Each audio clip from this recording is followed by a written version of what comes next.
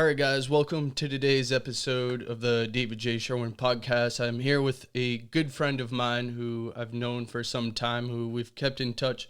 I've kept in touch with, Brian, who's introduced me to a lot of different ideas, and that I'm really glad that I was able to reach out to him and connect with him. One of the ideas that he brought to me that I had very little knowledge about was something called the Earthship homes, and I found that to be extremely interesting.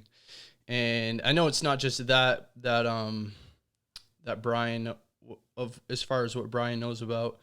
I know he's deep into spirituality, meditation, and he can definitely go a lot deeper into it than I can. So that's why I'm excited to have him on today's show. So welcome to the show, Brian. How are you doing today? Thanks, Dave. Thanks for having me on. How's the quality? You hear everything okay? Yeah, it's good. Coming through? Yeah, All right, okay. Yeah, it's good to see you. We finally did this. right. We've been talking about it for about a year, I think. Yeah, no, definitely. It definitely took me some time to sit there and just try to think about how to actually put it all together. It's like a giant puzzle piece. Like even just now before I start talking to you, I'm like I got to press this button, press this button. But it's cool, man. It's like it's one of those gifts of sobriety that you get, where like once you have a fully functioning brain, kind of you don't have any limits of as far as what you can do. So um, Yeah. When we met, I think we were talking about the Niacin Therapy, yeah, that treatment that they came up with for depression right, and severe psychiatric diagnoses. right. And that was kind of my experience that I wanted to share with you, is that it works. It really, really works. I've done dozens of different methodologies for trauma. I tried all kinds of different drugs, different medications, different prescription drugs, psychiatric drugs, and I was diagnosed with a severe case of PTSD and some other psychiatric diagnoses that were horrific, and given a full documented disability diagnosis. I get into it really on my page, but I was told that I was bipolar, schizophrenic, and that I would never work again. Would never be able to work. I wasn't expected to ever get well. Not expected to get better. Only expected to get worse. And as of a year and a half ago, I was working hand in hand with the Israeli Ministry of Health as a life coach to help people to detox from psychiatric medication. Huh. So there's a lot of treatments out there. Yeah, for sure. Yeah, I think it's crazy, like what kind of difference, like when you think of treatment, like for myself, I always think of like before I actually got treatment, I always thought like, oh, the first thing they're gonna do is put me on this and that, but like treatment, it just really depends on the person. I think for me personally, like meditation is so important that like without it, especially now, I have no clue how I'd be functioning like I am right now. And especially like with how chaotic everything seems, it just seems like more and more important to ground yourself and make sure you're taking care of your mind. I think people who like to exercise a lot, and this is like one of the reasons why I used to work out all the time. Like that was like all I did. And then like one of the things that like I neglected to really take care of, I think, was my mind itself. And I was abusing alcohol, obviously, but I think that coming coming back and looking back on all of it, just to kind of see how beautiful the world is without destroying yourself over whatever it is you might be thinking that's horrible. It's crazy. So yeah. So you said you were doing some meditation in some different areas. Do you want to get into that at all, as far as where you've been, how you're doing it exactly? Sure. Yeah, the Kabbalistic meditations are very good that I learned in Israel, specifically the mikvah, the Merkaba meditations, the chariot. It's just about building an energy field, a light field around the body. That I talk. It's basically to protect from all sorts of vulnerabilities. So there's a certain limitation to what we can do when it comes to armed conflict or viruses or any other kind of attack that we're vulnerable to.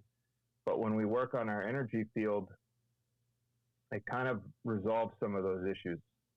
Right. It can protect us in ways that physical shields cannot. So that was something that's been very helpful, particularly semen retention, qigong, tai chi, like I said, the Merkaba stuff. You can research it. I'm not going to get into it too much right now, but it has to do with taking cold showers, cold baths, going from hot to cold, just kind of pushing your body to experience that, and specifically in the morning, getting up and dunking in an icy cold bucket of water, or just something to wake yourself up and get active. Yeah. That was the main thing that snapped me out of my depression, because I was just so lethargic. Yeah. No, you know what, actually? I took this course. It was about how to basically help your brain, like help your neural pathways perform better. And I started learning about the whole dopamine receptor deal, the whole reward system and how your brain works. And it was talking about how the more you exercise, like the healthier your brain gets. But then there was somebody else who I was listening to. I forget his name, but he was on the Joe Rogan podcast, and he was talking about how to strengthen your neural pathways. And one of the ways that they bring up is through like cold showers, because it, I guess, shocks your system sort of, which I've been doing, and like I feel so much better. Like I could definitely tell like the difference in my energy. And right now, just with like what I'm doing between schoolwork, work, and this, it's like my energy being up is like it's pretty important. Otherwise, everything around me is just going to suffer for it. But that's been something that I've been like really paying attention to. And then something else that I was doing some research on my own, I kind of backed away from it, but I was looking at cryotherapy, and I've heard different opinions on it, where like some doctors are saying it's not worth it, and then some people are swearing by it. So plus the places that are around here that are doing it, they're charging quite a bit of money. I think it's like $300 a month for it, for like cryotherapy. So I might check out like the ice cold bath deals, see how those work or whatever, and just do some more like shocking, and trying to just wean myself off of like everything that's a cheap reward for myself without doing a lot of work for it.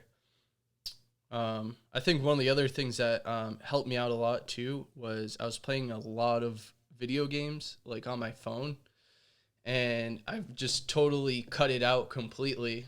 And it's crazy how much of a difference just doing that has made, where I can tell now if I open up the app, like all of these colors and stuff that are on the games or on the phone, it's just like, whoa. And then like you get sucked into it for a few hours, like 4 hours later, you're like, holy crap, I'm still playing. And I'm not like, I was playing Madden, and I'm not really a huge football fan, but I got pretty invested into that game. Like I spent money I definitely should not have spent on that game for sure. But it's crazy how even just like cell phones can hook you into sort of almost an addictive state. Yeah. So I'll go a bit deeper into my experience with the trauma. If it hopefully it helps someone. I know there might be guys in the VA hospital or something that need to hear this. I worked with a whole team of trauma specialists on this, and many of them veterans of Yom Kippur War, tank commanders, things like that. There's something that happens in war, and it happens to children who are abused sexually at a very young age, called dissociative identity disorder, DID. And I've heard it also described as polyphrenia. There was a lieutenant colonel in the Army that did a lot of work on it after Vietnam, and he's been a big inspiration to me, James Channon. He had that diagnosis or condition as well. And what helped me to heal that was mapping and fusing my alters, because sometimes different personality states can take over when people have to go into like an adventure theater mode where they're playing different roles, wearing different costumes or whatever, different settings, different theaters of war. They have to shift, and those shifts become unconscious, and sometimes they take over, and then the different personality states begin competing with each other, and sometimes it can get very destructive because they're actually at war with each other, and then you have to figure that out. So that was important for me to learn how to heal. I worked with a Krav Maga instructor who's a forensic specialist, and we mapped it all out. And what I did was I put myself in the center of the host, and then I drew lines to all the different personality states that I was experiencing. And it was just as simple as connecting them all up on a piece of paper and looking at it. Then I could see that map, and I knew that the map was me, but it wasn't me. Like the different parts were just different aspects of my personality that I developed to survive.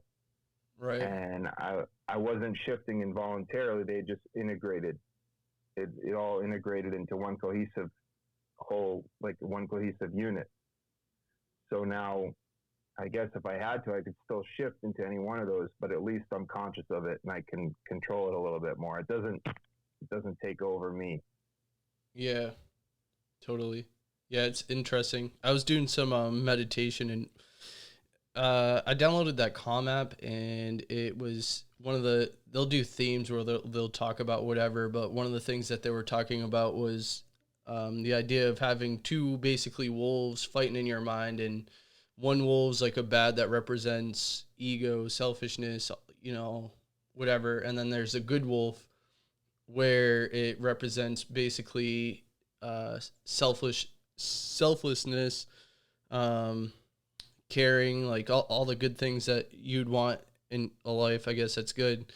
And it talks about how you have to decide basically which wolf you want to win.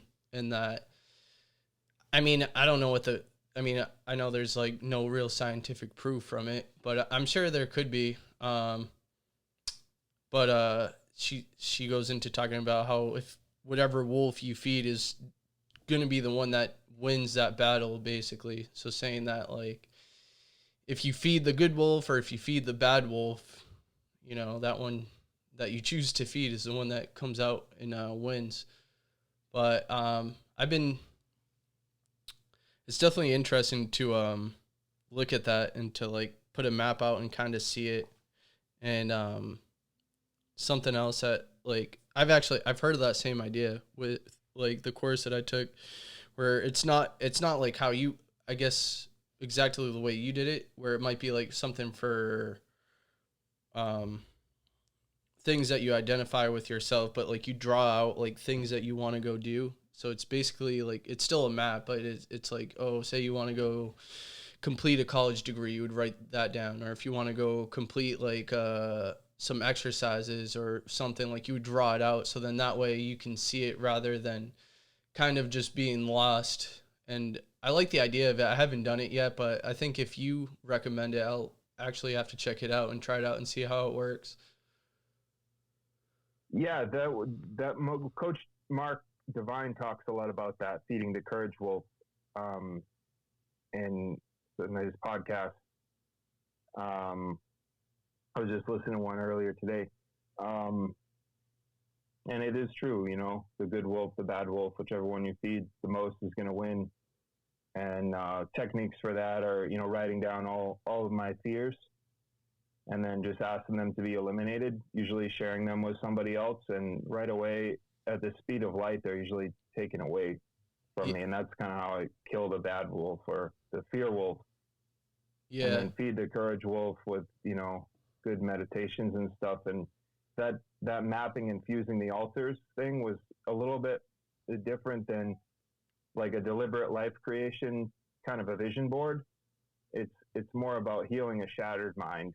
Just somebody who's completely split off and schizophrenic needs to do the diagnostic qualifications for schizophrenia. Right. That kind of a person who might have survived, combat or IEDs, or was, sexually abused as a child, human trafficking survivor type of a case, they're going to have just a broken mind and a broken body and a broken soul, really, because that's what it does to people. Right. And it's different, but it works on the same principle. It absolutely works on the same idea of visualization. Right.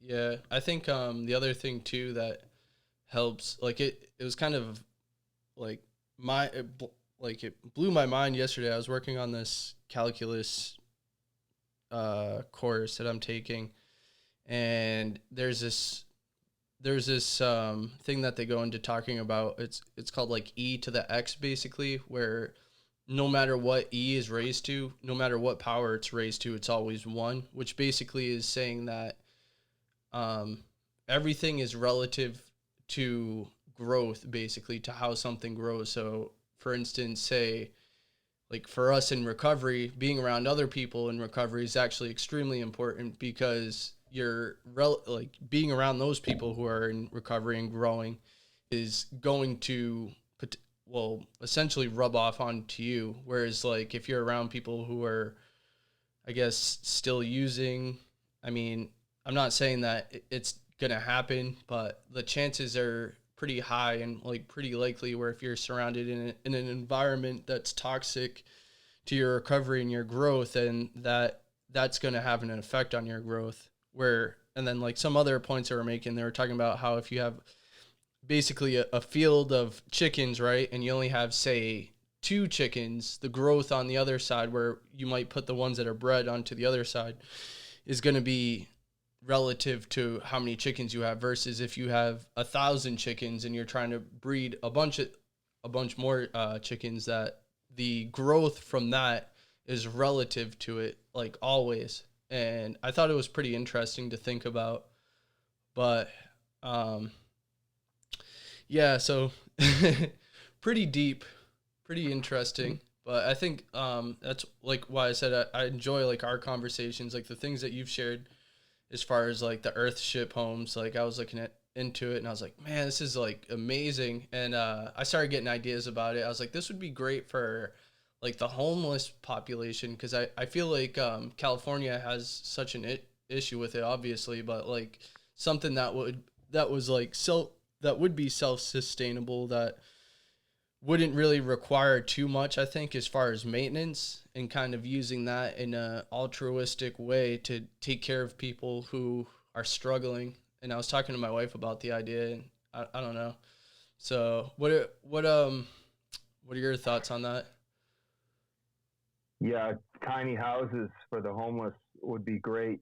I can speak from my own experience that being homeless and trying to get a job and go to school and get housing when you're so far at a disadvantage to begin with, and you don't even have water necessarily to even brush your teeth, never mind, or even to drink most of the time, never mind, take a shower and go to work. So showing up to your job interview, or showing up, without having proper hygiene, even taken care of, and a proper night's sleep, it's pretty damn near impossible unless you have help like I did from family, friends, and things like that. I don't see how anyone can do it.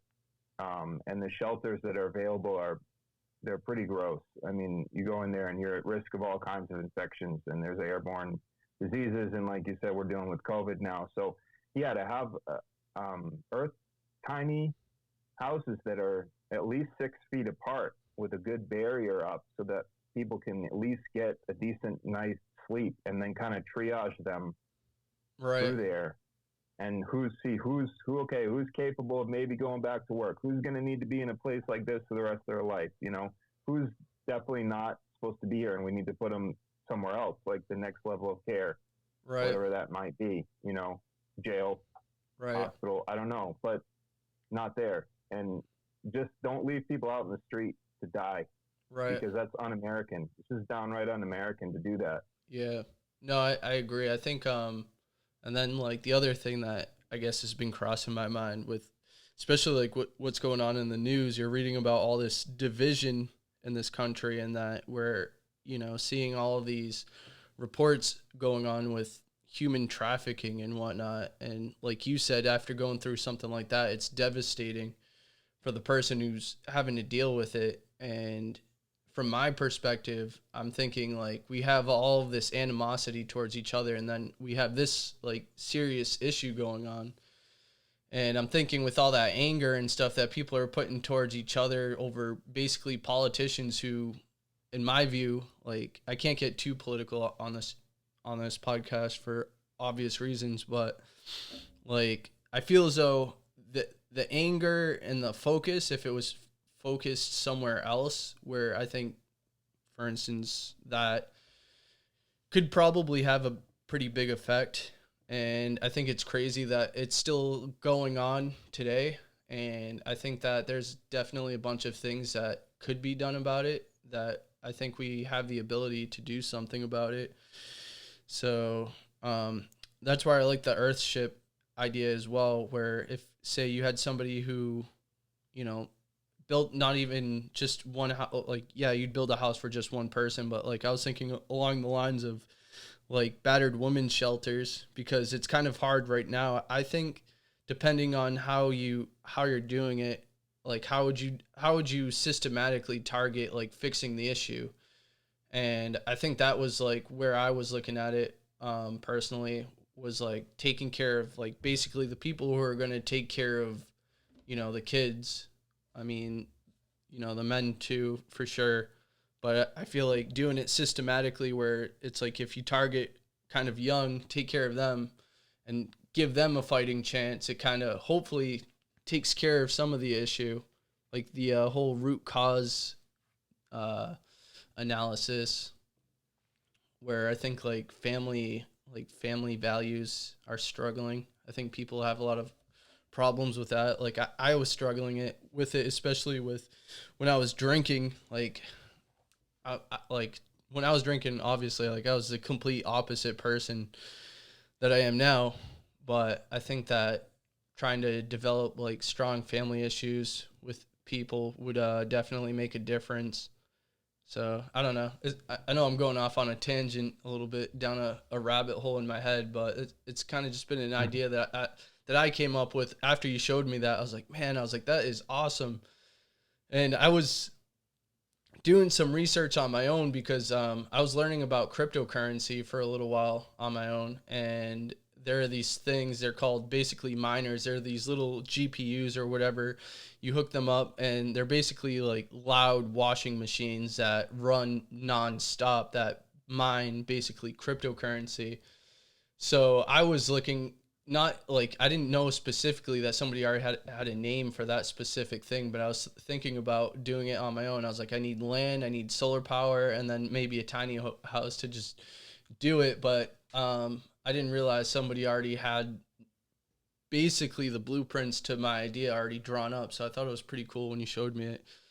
But yeah, so it was pretty interesting to think about.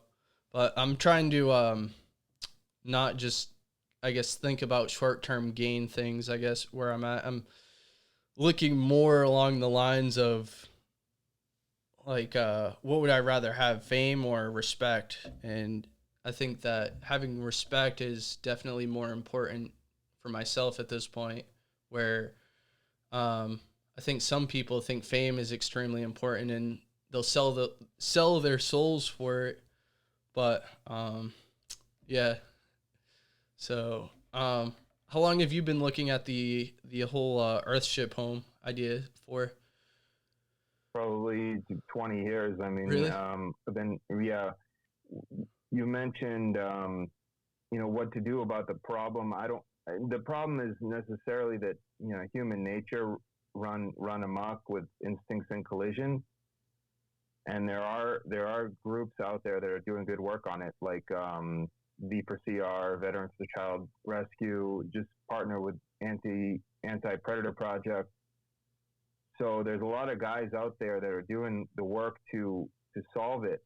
But then the question is, what do you do with the survivors? And that's where, getting in contact with nature again and having this sort of harmony through conflict experience where people have a safe place to go who've survived this kind of a thing. And a lot of these people deal with claustrophobia and stuff like that. So it's good for them to be outdoors and then to get grounded and be digging in the dirt and be part of the circle of life again, the whole, feeling connected. You might not in a situation where you're so numb and broken that you don't trust human beings anymore, someone who's like a lone wolf kind of a situation, they're not gonna feel great about being around people, but they might start to want to be alive and appreciate life again if Right. they can really get connected to that circle of life by being outdoors and feeding animals every morning, getting up, feeding the sheep and the goats or whatever, and then eating the eggs and just experiencing, okay, the universe is a safe place, or sometimes it can be safe. Right. It's more benevolent than it is hostile. Then that person's not suicidal anymore. Then they might start to trust people again, and that's how you heal someone. So building these tiny villages is just, yeah.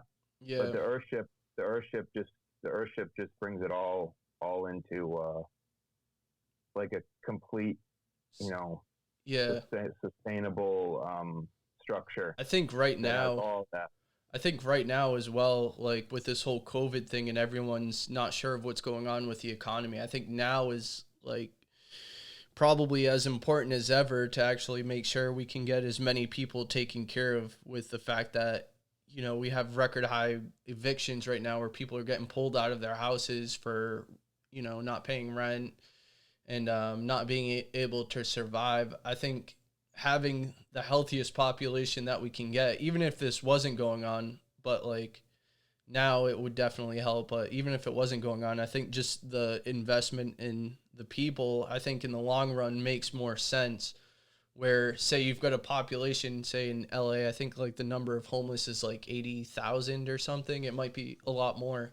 Yeah. But I mean, that's like 80,000 citizens that you're kind of just leaving nowhere with nothing to do. And like, I'm not saying that they don't want to, but in a way, it's like if they aren't able to take care of themselves, they can't take care of other things. And I think that's important with, being in recovery. Like, you have to take care of yourself and be grateful for the things that you have. And then afterwards, do what you can to take care of other people. But like you said, if you're in a situation where your mind is just scattered and all over the place, it's kind of a difficult task to get there. And I think you can agree too that with the whole way I think mental health is treated, just in general, like I think we've definitely made progress forward with understanding it, but there's always room for improvement. And I don't know, the other thing that I've always thought about with like mental health is that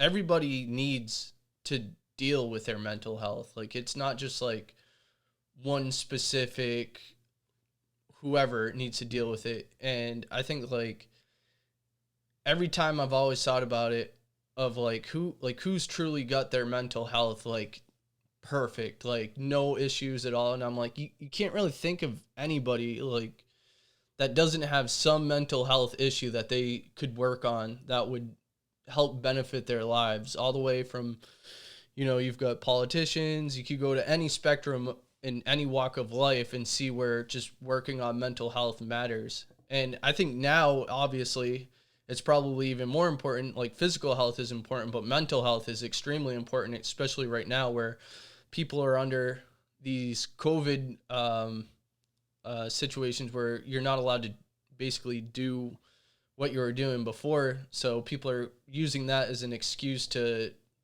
be abusive, maybe to themselves or to other people. So yeah, just going down some thought processes I've always had with certain things. You mentioned the therapy before. What was it called again that you looked into? I hadn't heard of that. It wasn't the cryotherapy, right? Yeah, cryotherapy. Yeah. What is that about? So it's basically where you go to a chamber, right?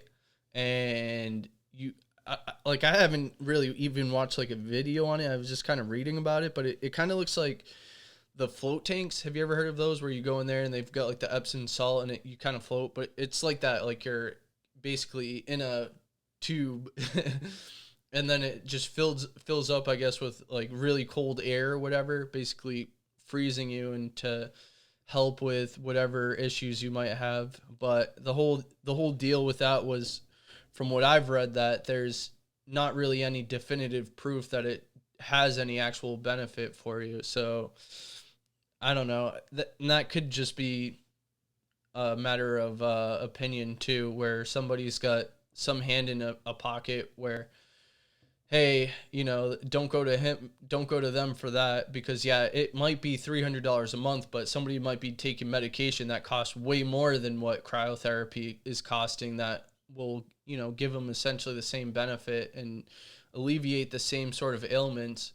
It's like meditation, it's like, I feel like for myself, if I were on a prescription, like I'd have to be paying for it, versus like meditation is always there. Like I can do it whenever I want to kind of just feel better.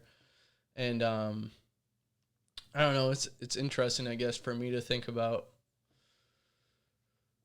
I've been doing a lot of the taking refuge meditations and working with brainwave optimization healing clinic here at Shambhala Healing Center. And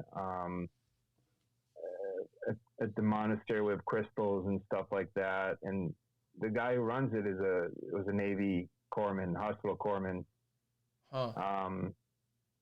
during the Vietnam War. So he has, what we have here is a hyperbaric oxygen chamber. Right. And I've used that. I've heard about it. What is the hyperbaric chamber? It's like 100% oxygen.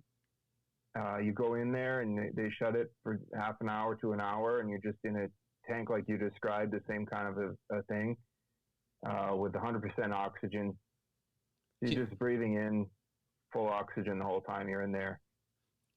I heard it takes 100 times to really take effect. Like Mark Devine was talking about it with someone on his podcast, and they also talk about CBD meds a lot. People are learning a lot about CBD. Yeah. And I can say that it's been very helpful for me with all of my diagnoses and all my conditions. CBD is helpful. Yeah. There's other derivatives of cannabis that are not so beneficial. Right. Although I don't think any of them hurt me any more than the psychiatric drugs I was on, because those are just horrific. True. Yeah. I've been all the side effects from psychotropic meds are just, I think it's the worst thing you can do for your body. Worst thing on earth. Yeah. I think it's it sounds like a rough way to go. When I was somewhere, I'd gone in to go see somebody because I was like struggling with something. I think it was like depression or something. And it sucked for me at the time because I was like, hey, I have an issue. And then basically the doctor was like, I can either give you medication or I can give you therapy. And I was like thinking to myself, I'm like, what kind of question is that? I was like, where you just flat out offer drugs first versus like carrying the issue. And I think that's where like doing a podcast for myself makes like such a difference, and kind of modeling it after people who I think are important to me. Like I said, like I watch the Joe Rogan podcast constantly, and I think the reason why I'm so drawn to it is because of what I feel like is authenticity, and I guess that's something that's been extremely important to me in like developing this, and just growing it is fun. I'll drop a sponsor. Sorry, right. I'll drop a sponsor right here, but developing a podcast and staying authentic in this whole idea has been extremely helpful for me, where just not like feeling like I'm bullshitting people, or like I'm not trying to sell anyone anything, where it's like, oh hey, buy this product. Like I think somebody else was asking me this question a little while ago. They're like, what's your plan for this? And I was like, what do you mean? They're like, what are you going to do with it? Are you going to like, I was like, I don't know. I just do a podcast and I enjoy it. I'm like, that's where I get my enjoyment from. Right. So it's like, I feel as though there's so like you said, there's so many different avenues for therapy that you can go down, where it could just be talking to somebody about your issue, to where you're not the only person dealing with the issue in your head, to developing some sort of project that you just enjoy working on. Like it sounds like what you're doing sounds awesome. I was like, wow, it sounds amazing, especially like checking into like the hyperbaric chambers, and just like finding ways to keep yourself busy. And I think that for me is extremely helpful with staying present, staying in recovery as well, where I can actually help other people with the ideas as well. And obviously you can too, with like the ideas you've shared to me have helped me like spiritually, mentally, where I'm like, oh man, this makes this makes sense, where like the ideas make so much sense to me, where I'm actually trying to apply it to my future and where I feel like I need to go. So well, I'm glad I could be of service. Yeah, definitely. To you. Yeah. And hopefully I'm being of some service to you. But, you are. Yeah, but yeah, absolutely. Yeah, for sure. You're and definitely sharing like your ideas on meditation, like what you sent me yesterday. I was like, whoa. I was like, this is cool. I was like, this is like cool, like really cool stuff to go learn about. And I think that's like another thing that that helps me as well, is not feeling like everything's so one dimensional, where you can kind of go into different areas and learn about different things. Something else that I've been yeah. What were you saying? So just what I've been doing lately with the meditations. I did a lot of yoga, and I had some physical limitations from injuries and stuff. And I can move, but sometimes it hurts me, and I feel like I'm doing more damage than good. So recently I got into doing a lot of more fine motor skill type things, like doing some welding, doing some work with crystals and wrapping them and stuff. Takes a lot. I have to wear magnifying glass most of the time to see what I'm doing with my hands, which is just so good for the brain, so good for my brain. Anyway. Right. Yeah, I can imagine. Yeah. I think like for what I normally do for work, like as a surgical tech, like I think using my brain and like my frontal cortex is definitely a place where I find enjoyment, where you feel like your focus, and like when you're just focused alone and not kind of drifting off into random thoughts, that your level of happiness, I think definitely you can tell a difference. But there was this course that I was taking. Obviously, I'm gonna keep bringing up these courses that I've taken.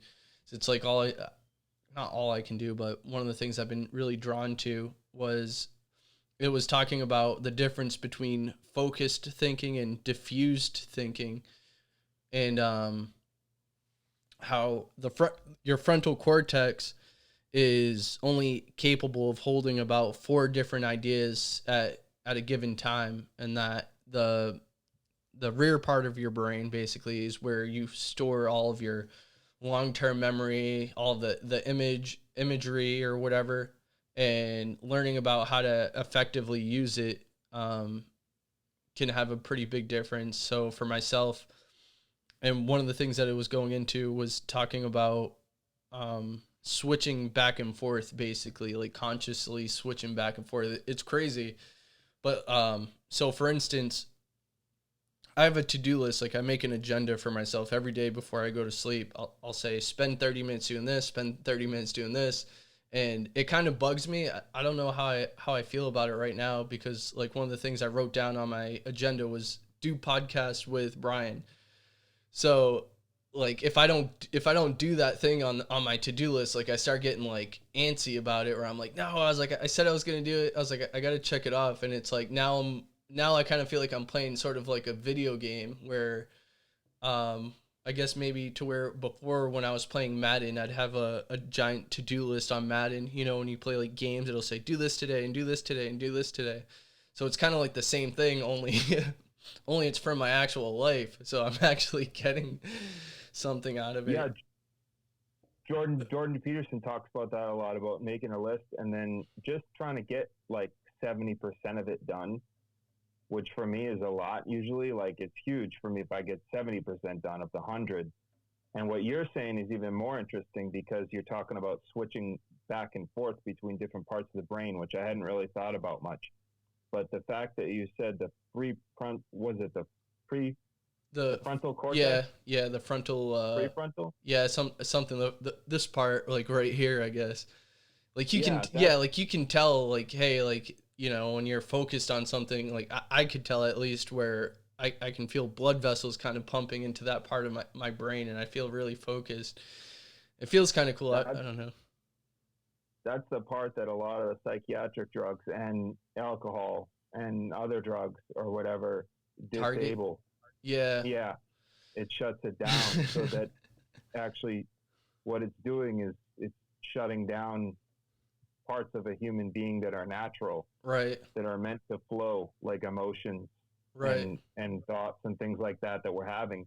And a lot of times guys that are suicidal, 22 a day, right, I do 22 burpees every morning. I try to, at least, to honor them, right, is, they're getting on these medications that are just shutting their brain down, and I don't know that there's definitely not a simple solution or an easy way to talk about it. right. It's a very complicated issue, but I know that I've been there, and that was the key, was to get those right juices flowing again, and not to shut off parts of my brain that are normal, and to realize that these emotions that I'm having is a complex set of grief is a complex set of emotions, right, that happens in response to a loss, and reacting to those emotions can sometimes get overwhelming, but we've got to remember that the emotions are healthy and they need to be expressed, right, somehow. If we just shut ourselves down, we might as well kill ourselves, right? Because like, we're not even human anymore. Yeah, what's the point of being a zombie? Well, I mean, that's like the whole issue with, like, I guess being on your cell phone a lot, where you're just scrolling through Facebook and going for dopamine hits. Yeah, getting all those dopamine overrides where you're just scrolling through. Like I can definitely tell when I'm watching YouTube, and 4 hours later I'm like, holy crap, I've done nothing but watch YouTube and just procrastinate. So I've been like limiting the amount of time that I'm actually even looking at my phone, but like that's why I guess my to-do list has been so important. But basically the way it works is, and you structure it so you avoid procrastinating on any of the things that you're supposed to do. So before you go to sleep, you write the to-do list, so it's like in your brain floating around when you go to sleep. So when you wake up, you're not thinking about each individual task in your head. You're kind of already what they call chunking out each portion or whatever it is that you wrote down in your head. So for myself, and the other thing that it goes into is doing the most difficult task first. So for myself, going and exercising has been probably the hardest thing for me to get a handle on. So as soon as I wake up, get dressed or whatever, go out, get outside, go get some exercise in, and then after that, I'll spend 30 minutes doing that, and then do like say like a 5 or 10 minute break in between of just eating or just kind of sitting down for a second, and then after that little bit of time is up, I'll jump into some calculus homework, just get into it. I'll spend another hour doing that. But the important idea with it is that you're not doing get it done, basically, like not writing down, say, do homework, because then you're putting all that pressure on you where you'll blow it off basically of when you're supposed to work on it, versus spending 60 minutes working on it. You're just thinking like, yeah, I don't have to get it done, but as long as I'm looking at it for, I guess, at least 60 minutes and spending some time to try to effectively study, which is where like switching off every like 30 minutes or so and like kind of focusing on another task, or maybe like just taking a minute to like eat something, like drink some water, and then going back into it for another 30 minutes where your brain gets that break, because the front part of your brain, I guess, can only stay focused, from what they were saying, about 25 minutes or so. And then after that, you'll start to get into this mode where you're in you're developing an illusion of competency, where you could be reading something, and just because you read it, you'll tell yourself like, well, I read it. But if you can't recall the information, then you've not effectively learned it. Where that's where breaking it up into, say, 30 minutes of studying or whatever, and just doing sort of a repetition based sort of studying is a lot more important than saying you did your homework, but if you don't actually understand it, then it's kind of worthless. And I don't know, it's really interesting. Like I've liked the idea, and it's kind of like weird to me to see all the things that, like, once you cut out that bit of procrastination, how much stuff is able to get done in a day. So I mean, if you haven't heard of it, I would highly recommend it. Like my agenda is just chock full every day, every night before I go to sleep. I'm like, I gotta get this done. I gotta get this done. I'm like, this podcast has to get done, but it's good. I feel like it keeps me motivated. And the other thing that I was going to get into, I almost missed the idea, but it was going into the idea of process over product. So being more in tune with the process of whatever it is that you're doing than, say, finishing it. So for instance, if you're going on a run and you're more focused on finishing the run rather than enjoying the run for that 30 minutes, that it's less effective. Or if you're studying, for instance, that studying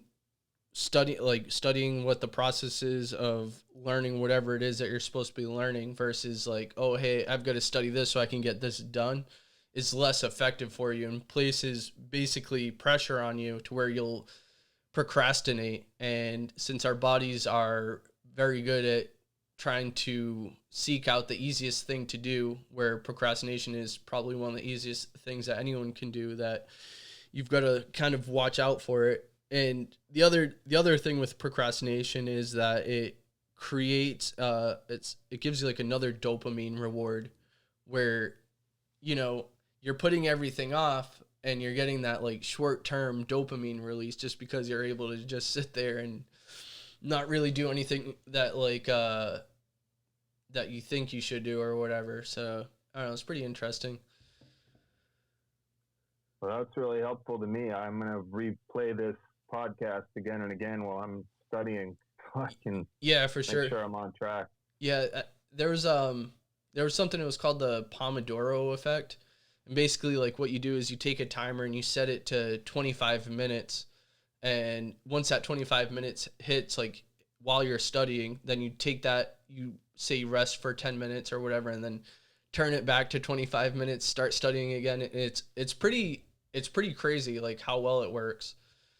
So, and would you review what you just learned at Um, the end of the 25 minutes, like go back and review it again, or it's just yeah, helpful I to mean, break it up like that? well, here's what's really helped me, because this is like the idea of mixing in diffused thinking into the whole idea. Like for myself, like I've been terrible at math. Like I struggled through high school, so the fact that I'm getting through any of this is like blowing my mind. But before I go to sleep, um, I take use of diffused thinking basically. So when you go to sleep or whatever, your brain kind of is just not, it's not focused. Obviously, you're in a you're in a dream state, but to read the material before you go to sleep and take it with you into your brain before you go to sleep lets your brain kind of flow and kind of put its um, idea around whatever it is, or its idea around the concept, and trying to form solutions for whatever it is that you're trying to understand. And I think like that's been helpful. But the other thing too that helps with studying also, that they were extremely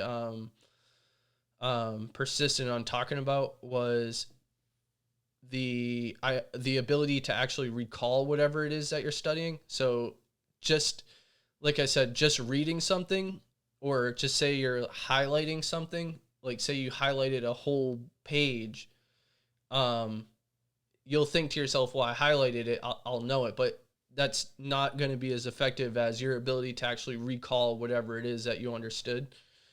And Mm-hmm. something else that it goes into was being able to recall the information in different rooms. So say you studied something, right? And you say it's something that you actually have to know.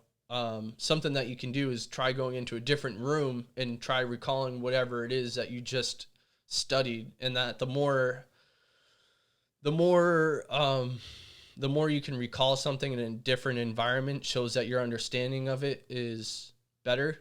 And so that was a pretty cool concept. And then another concept that they were talking about was using your imagery, like your brain's ability to hold images. So say you're trying to hold a name in your in your memory, right? And I'm really bad at this. When somebody tells me their name immediately, like I'll forget it. I'm like, crap. But what you're supposed to do is take the name basically. If you can write it down, do it within like 30 seconds or whatever. But if you can't do that, take the name and then use, if you can imagine basically in your brain where you're in your house or your memory palace, and you could take that name and blow it up into say massive letters of epic proportions, and just lay it out, and then just imagine like that person's name in massive letters sitting in a room somewhere. Like that idea of that image will hold a lot stronger than just trying to memorize something verbally, and using basically your focused thinking, where your brain can supposedly only hold four things at once, versus your long-term memory can hold a lot more, and it can hold things really well when it comes to remembering images or using imagery to remember something. Wow, that's amazing. Thanks Yeah. Yeah. for telling me that. I've always had a problem remembering people's names. It's one of the biggest things I struggle with, and I know it's so rude, and it Yeah. really doesn't help build relationships at all. No. Yeah, no, for sure. Um, I don't know. It's crazy. Like, I think now, like, I got into a conversation with somebody online about this, but they made a comment. It was about healthcare and how healthcare needs reform.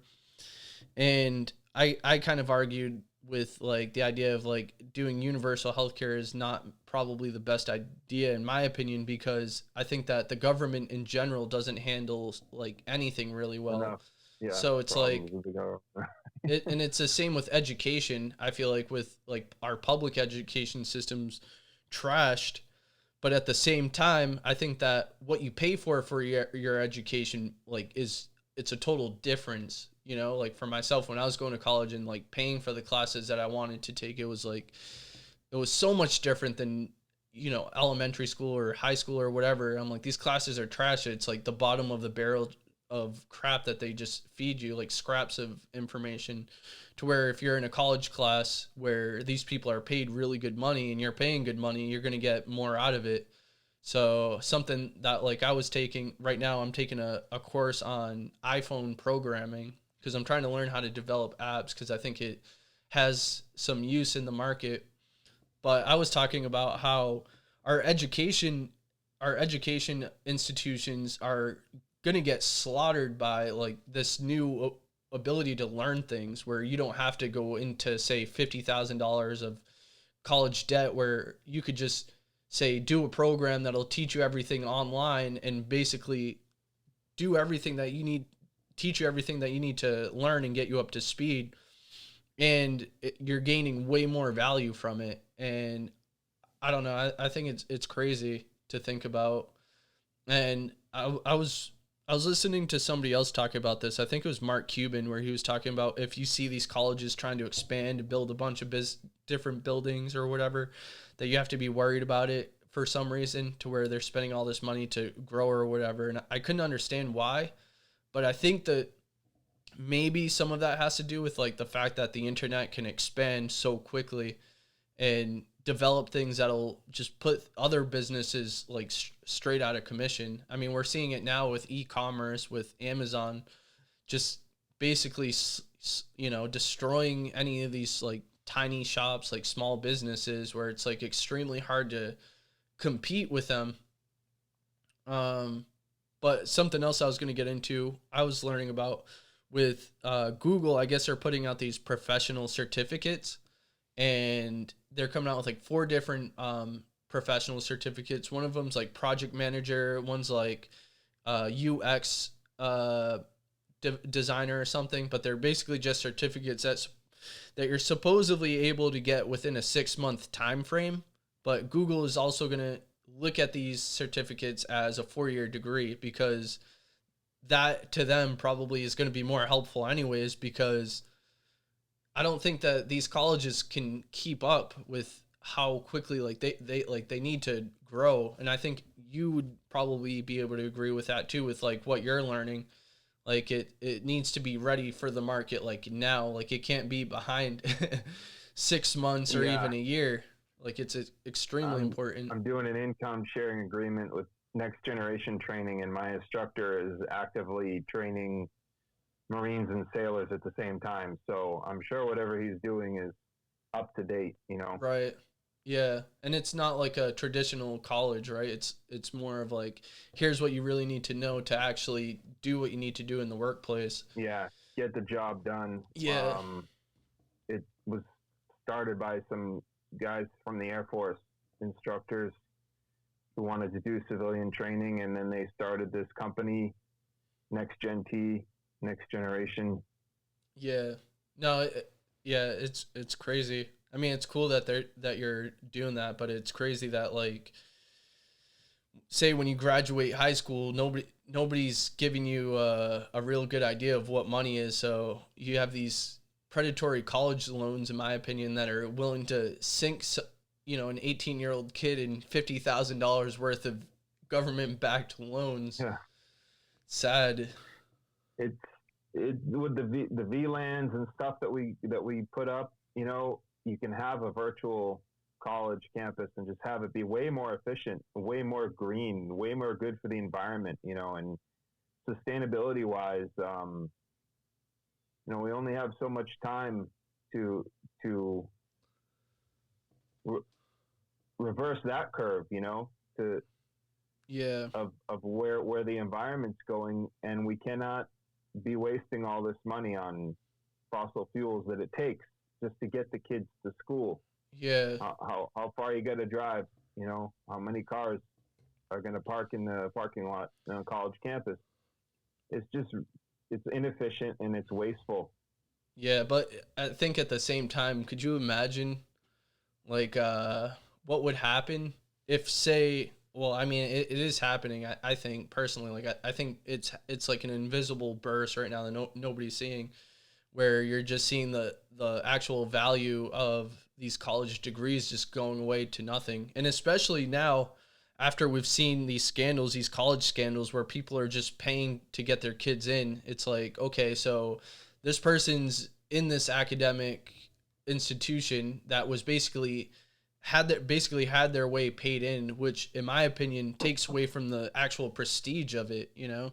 So it's like you don't actually have to know anything to obtain this. So to me, I'm thinking, where's the value in it? I'm like, there's no value in something that can essentially just be bought. In my opinion, I feel as though that definitely hurts them. But also, say we do move all online, like these teachers, like these educators are going to have some serious competition, because for me, I'm thinking in my head, what am I going to spend all my time learning? This is how I am now anyways, but how would I spend how would I allocate my most valuable asset, which is time? And I think that for some of the things that an institution might want to teach you, like for instance, say something that you really don't think that you need to know about, that you could essentially learn on your own with YouTube, say, sorry to say, but like something like liberal arts, right? Yeah. So most of these topics you can go on to YouTube and get your own idea of it pretty well patted down. But say like I need something that will make me money, right? Am I going to spend time on learning about liberal arts, or would I sit down and spend my couple of hours that I have learning about, say, currency trading? You could do stocks, bond trading, or whatever, and you don't even have to pay anything to learn about it. So I don't know. It's crazy. It's such a crazy time just to be alive and to kind of just see everything, like how it's all unfolding. I like the income sharing agreement, that I have now, because like, I don't pay anything until I get a job and I'm making money. I think the cutoff was like 40,000 a year. So if I can go through all this training and I can, wash back if I fail the cohort or whatever, it literally for 7 years I could go through this and never have to pay a dime, never have to pay $1 for anything until they have completed, training me and I'm a finished product and I can go out there and get a job and do the work, which I expect will happen in the next 6 months to a year, because I am doing very well in the class. And I like my instructor.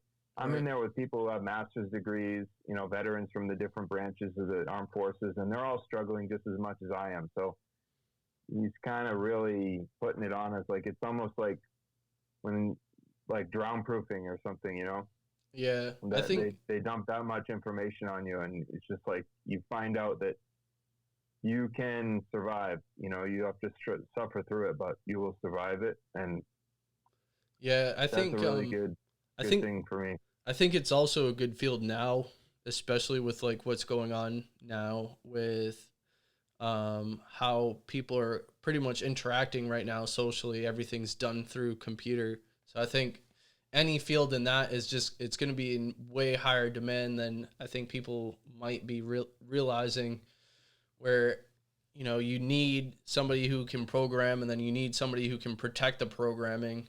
So it's like that's going to go way up, especially now. Like I said, everything's done, like all these social interactions are done through this. So it's crazy. It's just like a crazy changing environment. I think something else that would be worth keeping an eye on, if anybody else is listening, is the idea of how this whole cryptocurrency is working right now with like Bitcoin. And if you haven't paid, have you had any success with that? I have. I have. Yeah. Yeah, but your knowledge about it. Say it again. Yeah, no, you can What do you know? Okay, so here's what I know about cryptocurrency. One, you can make it, like, you can mine it on your own, or you can buy it and hold it. So it depends on like what's more cost effective. You can either have your computer run off of, basically like have your computer run all day and just mine basically all day, but your ability to profit off of it is largely going to depend on your efficiency of running the computer. So if you have, say, a house, like a tiny house set up with solar paneling or like hydroelectricity, where you aren't paying anything for electricity, and you can just basically mine the cryptocurrency, your ability to stay profitable is a lot higher than, say, if you're paying an average rate for electricity. Then you're going to struggle. So you can go that route where you're basically building a mining farm, and there are companies that are like massive that are getting into this. Like China's really big into cryptocurrency right now. Like they run like the biggest like cryptocurrency mining farms, but also like we have people in the US right now who are developing these farms, and you can check it out in Texas or wherever, where they're opening up these big huge plants and they're developing these like miners specifically just to mine Bitcoin. Like it's a massive industry. Like I don't think most people are sitting around thinking like, I wonder if there's just some big monstrosity that somebody is investing billions of dollars in just to invest into Bitcoin right now. I wish I could pull the article up, but so you could. I read a lot about that too. Yeah. And that was my goal. It's one of my, plans in life for retirement, really, is to build a little farm.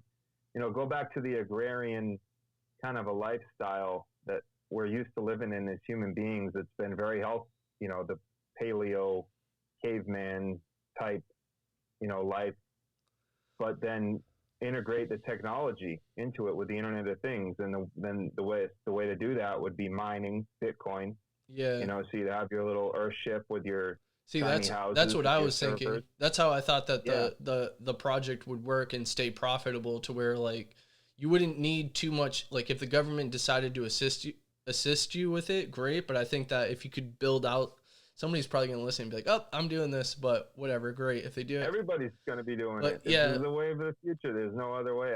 I'm totally agreeing with you. But I think doing like a Earthship home and then just having like a cryptocurrency farm just laid out on top of it would make basically, it would basically complete the idea of being self-sustainable, because really nobody needs to give you money to run it, but two, the people that are living there, if everything's self-sustaining, where you're growing like a garden or they're able to meditate, all the electricity is provided as well. I feel like you're kind of fixing a lot of problems, but I'm sure there's a bunch of loopholes too you've got to jump through with like just how to structure it correctly, especially if like you were thinking like you wanted government assistance. I don't know if they'd be as helpful with you if they. I don't think so. No, I'm with you with it, as far as having the government not involved in healthcare. Well, there is the competition aspect, so I don't see why it has to be either or. It could be both. Like we could have a baseline, and we do. We have a baseline, safety net, social safety net already in this country. I think other countries are doing a better job with it. So we could have that and make it better, have some kind of universal healthcare type plan for the people who can't afford healthcare and never will be able, whatever. And then also have all the options for private healthcare as well. It doesn't need to be either or. It can be both. And when it's both, it'll run much better. So yeah, we could be getting government subsidies for having a crypto mine and electrical, solar power, wind power, water, whatever we can do, and get tax breaks or government subsidies or.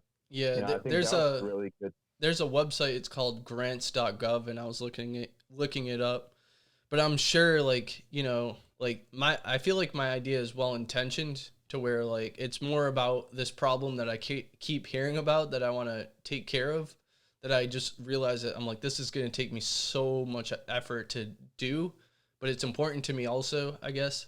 But I'm sure there's definitely people out there who are going after these grants who aren't so well intentioned, just to use it for their like own personal selfish motives. I think as long as you're doing it for altruistic reasons, I think you can do okay with it. And I feel as though doing something that actually matters and helps people.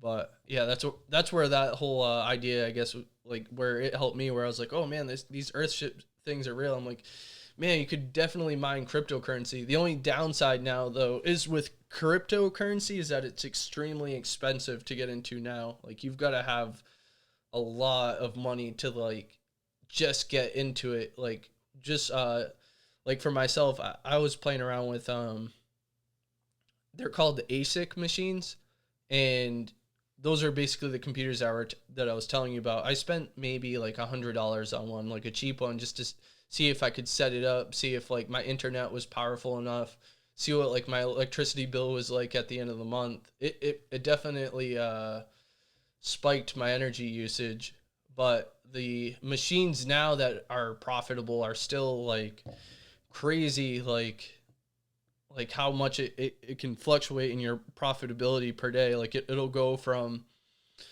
say $20 of profit a day, and this is off like a $3,000 machine, to it can just get whacked and drop to say nothing, like say negative $1.50 after you take account for electricity, for what you're paying for electricity and whatever else.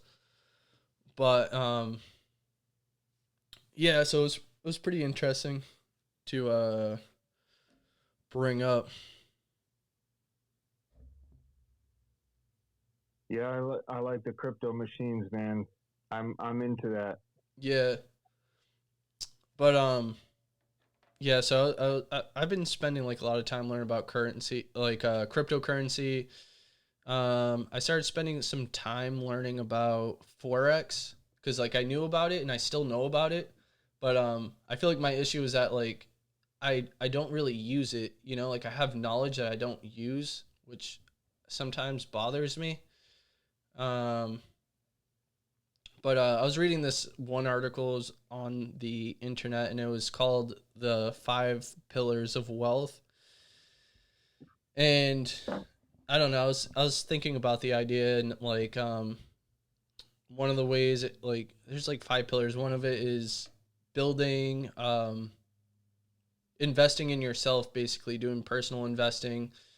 The second way is um, assets, asset protection, and then like time allocation or money allocation or whatever. So I don't know. It was pretty interesting to pull up and learn about. But yeah.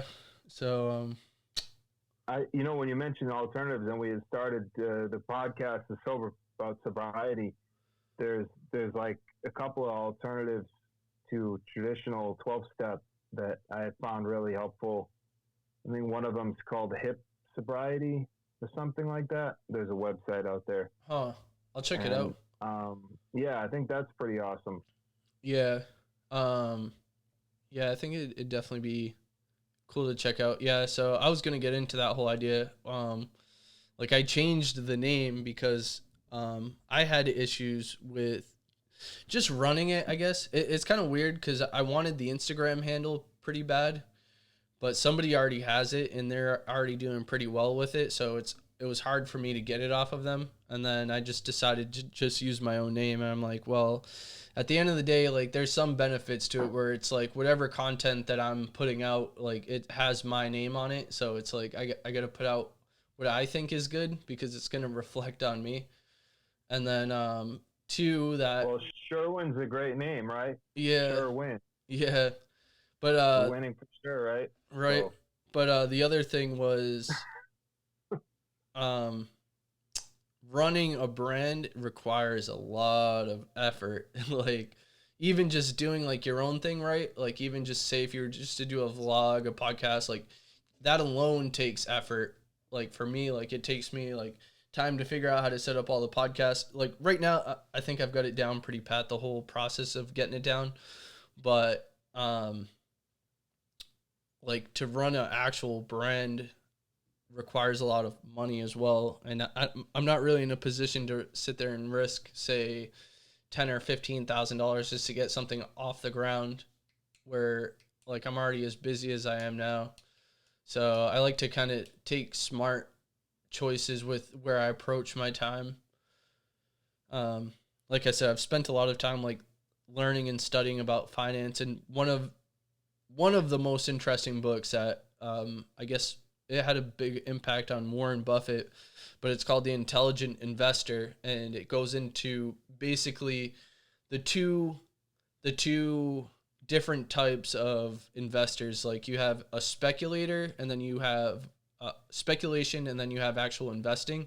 So investing would be, say, if you bought stock in Amazon or Nike or Coca-Cola, like, those companies are pretty solid in that the value of them is always going to grow over time, versus speculation where you could look at a company like, or say there's a new drug trial out, this company's getting ready to launch that they think is going to go to the moon, it's going to solve everything, and you put money into that, and that's speculation because nothing's really tested and proven true in how effective or how successful they are, which are, it could basically be like penny stocks, where you're speculating on penny stocks because they're so volatile where it can fluctuate and go wherever. So, yeah. I don't know much about investing. I tried Yeah. a lot, and I haven't had much success with it. Yeah. But I'm open to learning.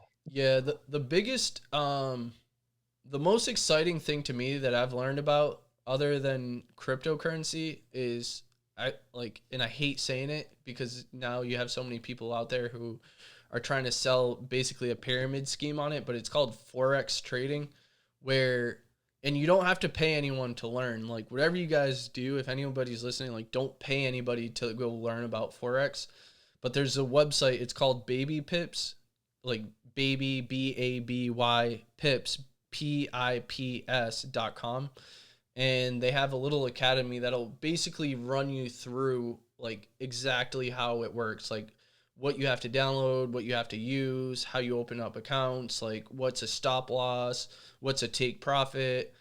And they can obviously explain it way better than I can, but something that I was kind of learning a lot about was basically what you do is you buy currency at a lower value compared to the US dollar. So you'll buy it, hold it for a little while, and then wait until the value goes up, say due to current events of whatever is going on in that country, whether it's positive or negative. If it's positive, you take profit, or if like you start losing and it's more than you feel comfortable with losing, then you take what's called a stop loss, or you sell it, you short it.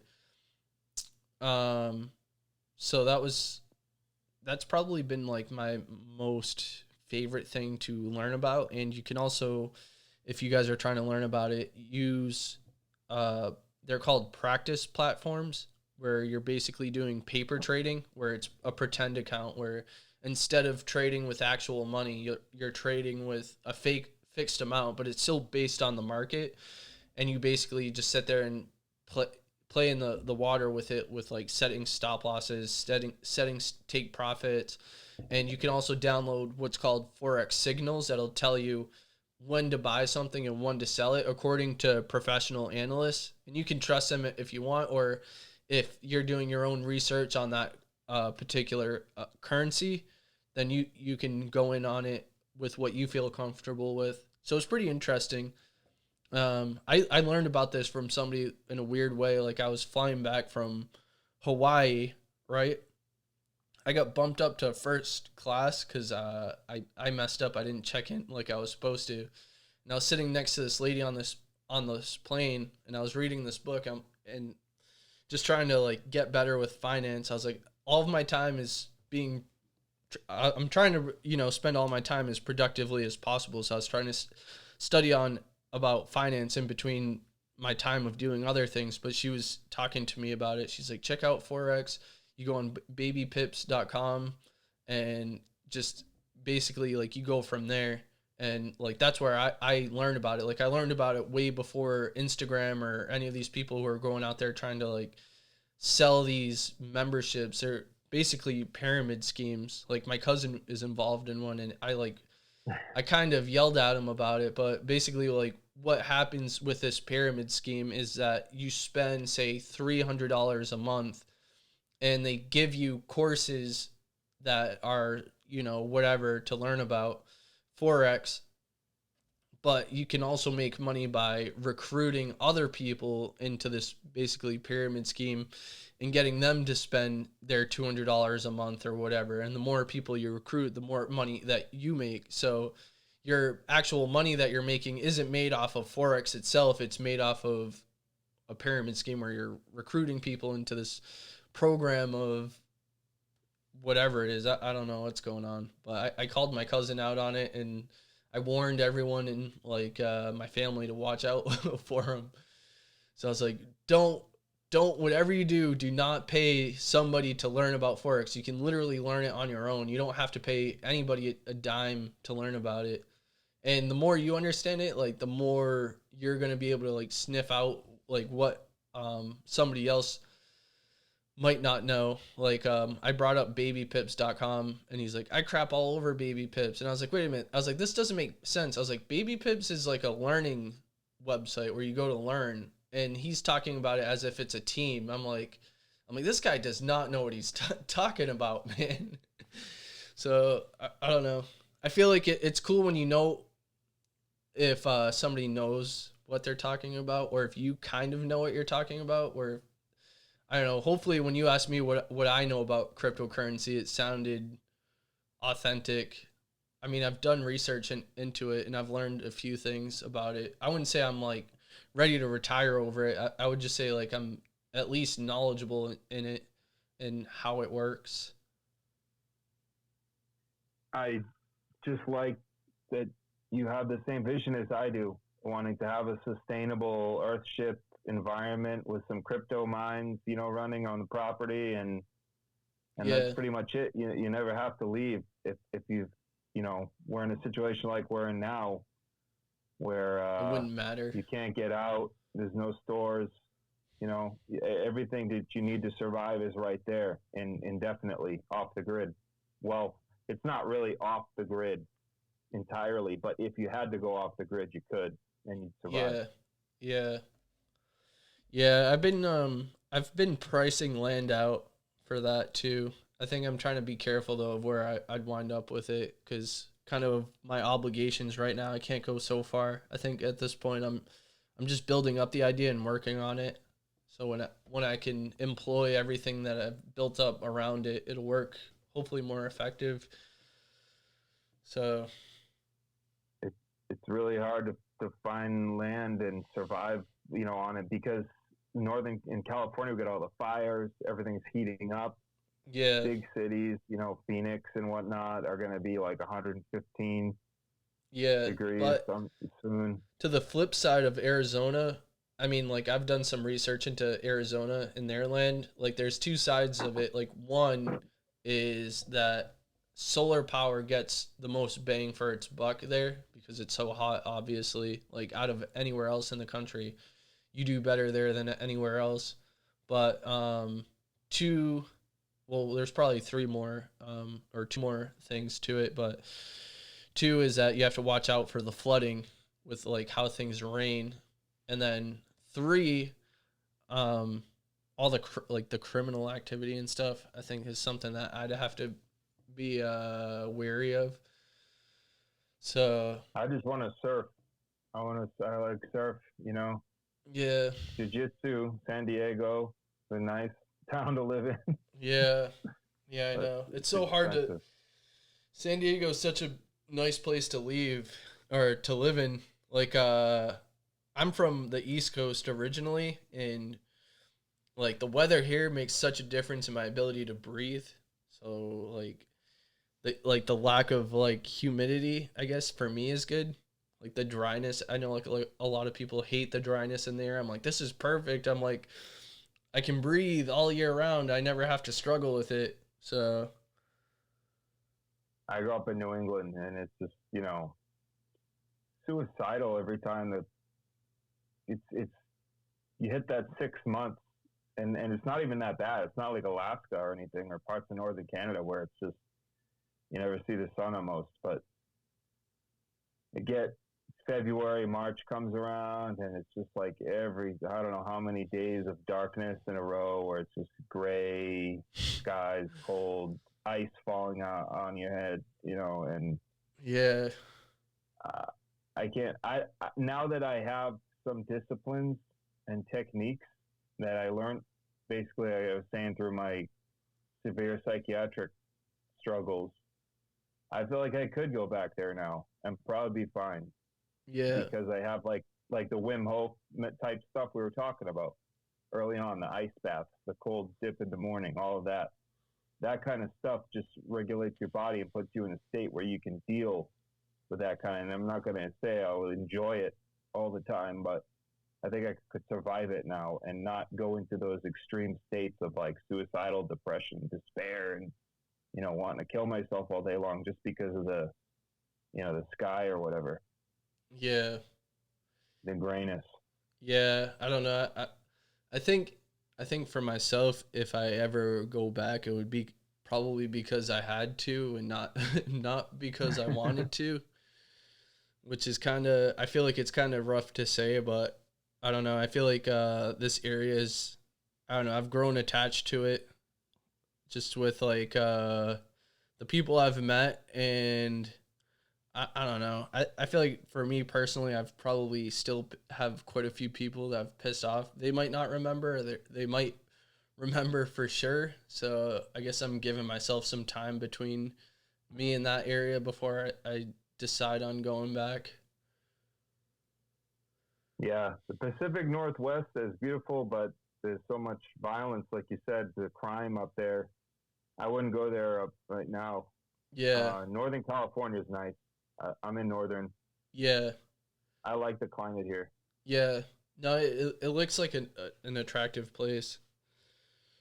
So, anyways, this is a good podcast, man. It's definitely deepening my thought process about things.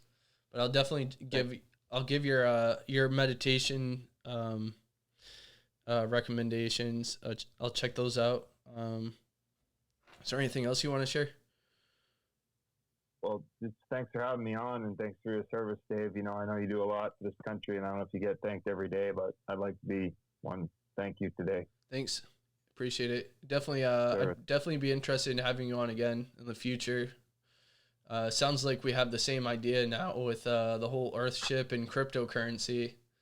So, but yeah. I think maybe I'll bring some friends or something. I got some other guys in recovery that, you know, have a lot more experience than I do.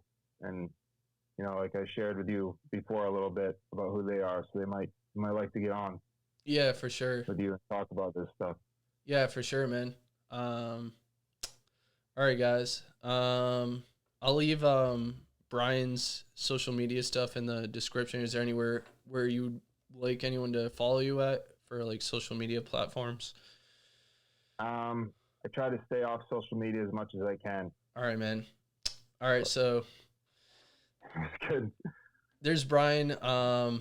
Thanks for joining us. I'll leave some information about the Earthship stuff in the description, and maybe some of the information regarding the meditation as well. You can follow me at davidjsherwin.com, on Instagram, davidjsherwin, and basically anywhere else. Hope everyone's doing well on the Saturday, and I'll see you guys all soon. Thank you, sir. All right, Have man. a good day. You too. Cool.